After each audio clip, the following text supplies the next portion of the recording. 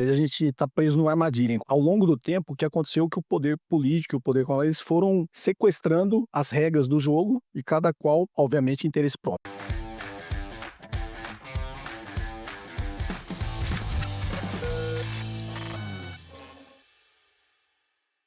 A gente tem amarras políticas, né? O nosso sistema político, o poder econômico, ele se traduz em poder político, né? Então, ao longo do tempo, o que aconteceu é que o poder político e o poder econômico, eles foram sequestrando as regras do jogo e cada qual, obviamente, interesse próprio. Então, o que você falou, o Congresso, principalmente do governo passado, até pela, digamos assim, pela eloquência, né, do Bolsonaro desde o início do governo, ele acabou ficando refém do Congresso. Que ele falava tanta besteira, começou a chover pedidos de impeachment, e aí o Arthur Lira falou: "Pá, agora esse cara vai ficar na minha mão porque é, cabe a mim desengavetar ou não e dar trabalho para ele político." E aí o Congresso acabou sequestrando uma boa parte do orçamento, né. Então os interesses políticos eles se afloram muito mais em momentos de instabilidade política e de fraqueza do executivo.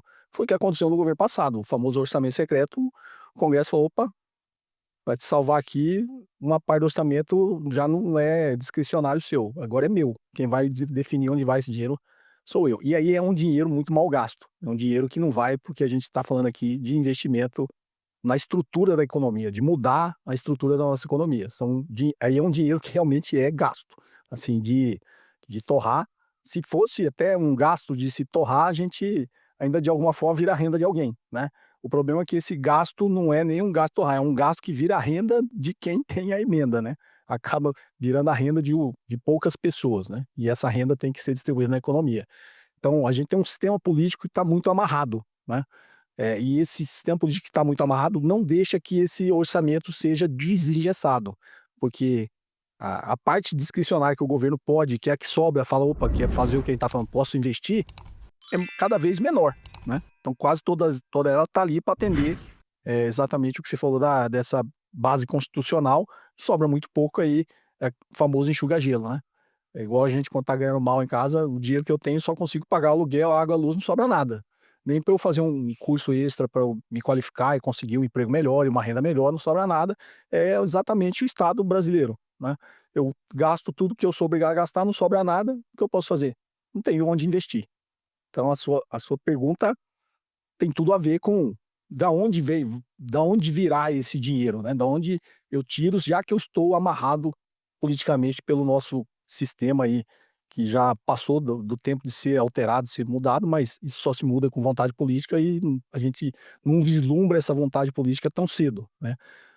Talvez por isso é importante essa revolução, eh, desse tipo de comunicação, que é o que a gente está fazendo aqui, que vocês fazem, para trazer aqui as pessoas, porque eu acho que isso só vai acontecer quando a sociedade criar consciência que isso precisa ser mudado, né. Enquanto a sociedade também está enxugando gelo. As pessoas hoje votam sem saber, sem objetivo: "Ah, vou votar porque eu acho que o cara é bom", ninguém tem plano, não tem um político chegar lá e falar assim: "Eu tenho um plano, é isso aqui que eu quero", é só o cara quer ficar ali aqueles 4 anos, de alguma forma existe ainda esse tipo de sequestro, de compra de votos, né.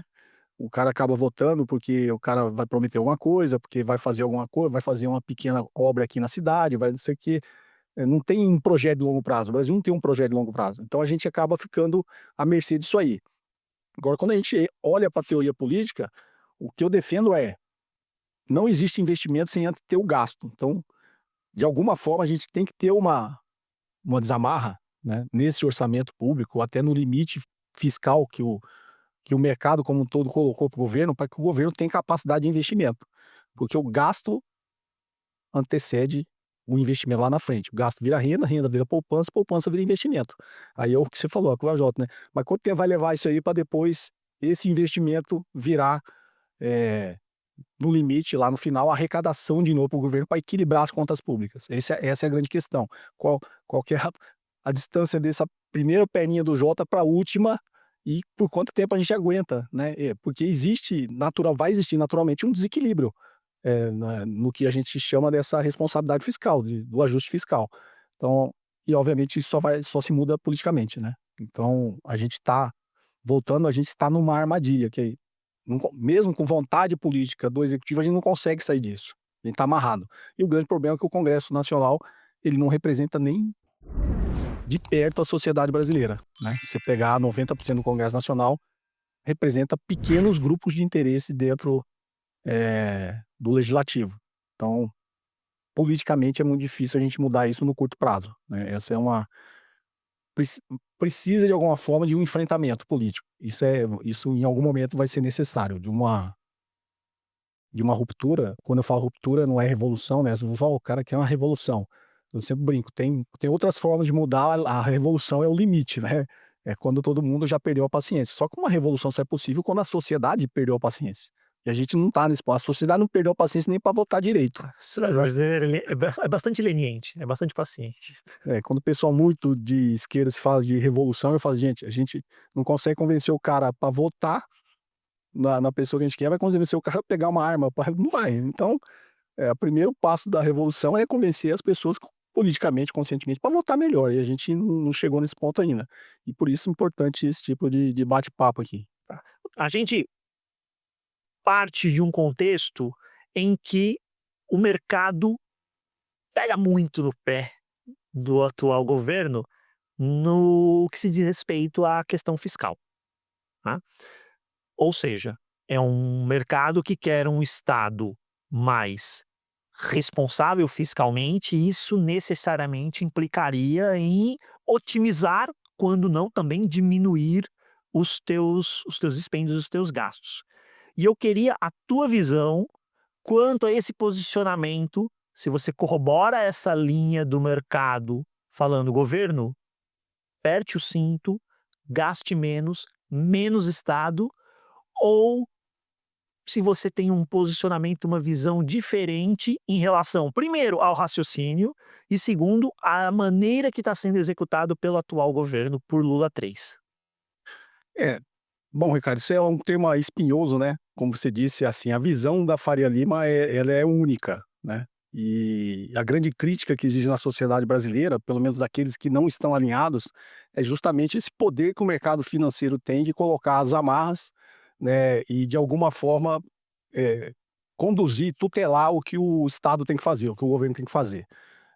A discussão no cerne da questão é: qual o limite que existe de gastos do governo, né. Então, na realidade, a minha crítica é: o mercado financeiro cria uma série de regras, e aí qualquer que seja o governo que seja eleito, ele está ali meio que condicionado àquelas regras, e a pressão do mercado financeiro é quando você sai um pouquinho, você encosta um pouquinho nos guarda-reios ali, aí o mercado, de alguma forma, dispara alguns gatilhos que acabam fazendo com que o governo volte para dentro daquela estrada que o mercado quer que o governo siga. Então acho que a grande questão é: qual o limite de endividamento do governo? Qual o limite de óbvio que tem uma discussão saudável, que quando você está falando de gastos com a máquina pública, né, de você operacionalizar a máquina pública, ela você tem que ter sob controle como, em qualquer tipo de gestão financeira, seja ela, do Estado ou das empresas. Mas como eu sou especialista em finanças, né, em finanças corporativas, eu sempre costumo fazer algumas analogias, com as empresas. As empresas que crescem são aquelas que investem, né. Então uma empresa que tem uma gestão financeira saudável, ela obviamente consegue fazer uma boa gestão dos suas despesas operacionais, mas aquele investimento que a gente chama do investimento em bens de capital, que é o Capex, ela sempre tem que ter isso. E o Estado é a mesma coisa. Então, a discussão saudável de quanto o governo gasta com a máquina pública, eu acho que é válida. Isso tem que ter uma eficiência da máquina pública, mas o governo tem que ter também condições de fazer investimento, né, para o crescimento da economia, e é o que o Brasil não tem há muito tempo. A gente está amarrado nisso daí. Até uma crítica que ficou famosa do Ciro Gomes, né, quando acho que perguntaram até para ele falou assim: "Mas dá bilhão? Dá bilhão?", porque, eh, é muito fácil na sociedade a gente fazer a crítica ao Estado brasileiro de que: "Não, os servidores públicos ganham muito, tem muito desperdício, não trabalha muito". E aí isso meio que virou um chavão, todo mundo faz essa crítica, né. Então eu acho que até aquela um pouco da agressividade do Ciro Gomes quando ele perguntou isso, o que está por trás disso é justamente isso: "Mas dá bilhão? A gente sair demitindo, fechar ministério, dá bilhão?". Não dá, não é isso que realmente impacta, digamos assim, a estrutura dos gastos do governo na economia. Mas eu estou falando, como sinalização para a sociedade é importante. A gente fala, não, a máquina tem que ser eficiente. Agora, o problema é que a economia brasileira, a gente não tem investimento. O Estado não tem dinheiro para fazer investimento público. E aí entra um outro lado da história, que é a discussão ideológica, que o Estado não deve investir na economia. Isso quem tem que fazer é a iniciativa privada. Então, eu acho que essa discussão é a mais válida, né? E aí, até que ponto o governo pode gastar com investimento público? E aí, de novo, entra as amarras. Não, se você se lembra, não muito tempo atrás, ela estava 60% do PIB, a relação dívida-PIB. Aí não, quando chegar em 70, vai descontrolar, vai virar o caos. Chegou em 70, não aconteceu nada. Chegou em 80, não chegou nada. Durante a pandemia, falou, vai chegar a 100. Não aconteceu nada. E aí tem um dado importante que você vê que tem uma questão ideológica, é porque no governo passado, né, até para motivos eleitorais, foi feito gasto de mais de 400 bilhões, estourou déficit, todo o guarda-reio que o mercado criou foi estourado e o mercado não teve a mesma reação. Então eu vejo aí uma questão também ideológica, dependendo de quem está lá no comando do Estado, tem mais boa vontade ou menos boa vontade também. Então eu acho que isso é muito ruim para a economia. Então eu acho que a gente tem que olhar para a economia como um todo e definir o que seria esse limite do endividamento, porque o gasto ele precede o investimento. A gente fica muito preso naquele negócio do poupança e investimento, mas não existe poupança sem renda. Você só tem poupança se tiver renda, né? E você só tem renda se tiver gasto, porque o gasto de um é a renda do outro. Então, quando também é uma visão meio míope, quando o governo gasta, aquele dinheiro não sumiu. Aquele dinheiro virou a renda de alguém, inclusive das empresas, né? Quando o governo injeta dinheiro na economia, isso vira renda para aqueles que são trabalhadores, mas a grande maioria desse gasto do governo está indo com compras governamentais, está indo com financiamento da máquina pública, tudo isso, na outra ponta, tem a iniciativa privada, né? O dinheiro não fica com o governo. Então, quando o governo. Por isso que a fórmula do PIB, quando você olha, tem lá consumo das famílias, investimento das empresas e gastos do governo. Então, os gastos do governo eles são importantes. E aí você entra no pensamento do Keynes, né? O Keynes ele sempre defendeu que a estrutura de gasto do governo, como forma de intervenção do Estado para incentivar a atividade econômica e, inclusive, estabilizar nos momentos onde o risco está muito aumentado e as empresas não querem, com razão, investir, quando você aumenta a aversão ao risco, a empresa fala, opa, não é o momento de investir. Principalmente com a taxa de juros no patamar que está. Nesse momento, o governo tem que gastar. Então, talvez seja esse descasamento daquelas variáveis, né, da renda como uma forma de medida do PIB, que a gente tem que calibrar. Como é que eu calibro isso aqui quando aumenta muito o consumo, né, retrai investimento, aonde que o governo entra ali para equilibrar, que é toda a teoria keynesiana. Então, assim, qual que é o limite desse fiscal, né? Eu acho que o governo, como eu já falei anteriormente, ele está preso nessa armadilha, né? Ele está dentro daquele guarda-reio. Quando ele começa aqui, talvez até por uma questão de estratégia e de pensamento ideológico um pouco mais que ele acha que está ali mais no Keynes, né? Eu tenho que injetar dinheiro na economia, porque senão vai parar a atividade econômica, porque a política monetária já está puxando para baixo. Se a política fiscal e monetária puxar para baixo, a economia para, né? No limite, a economia para. Não é essa a intenção desse governo, eu acho, porque quando a economia começa a parar, esfriar a atividade econômica, o primeiro a sentir isso são as classes mais baixas, né? Porque você diminui o nível de emprego. É o velho trade-off entre inflação e desemprego. Você está tentando controlar a inflação, você começa a gerar muito desemprego. E, obviamente, os que mais sofrem no início são as classes mais baixas e menos privilegiadas. E um governo com essa característica não quer que isso aconteça. Obviamente, tem também um objetivo eleitoral no ano que vem, né? E ele está tentando calibrar isso para que, quando chegar no ano que vem, esses efeitos da política monetária não sejam tão prejudiciais para as classes mais pobres, né?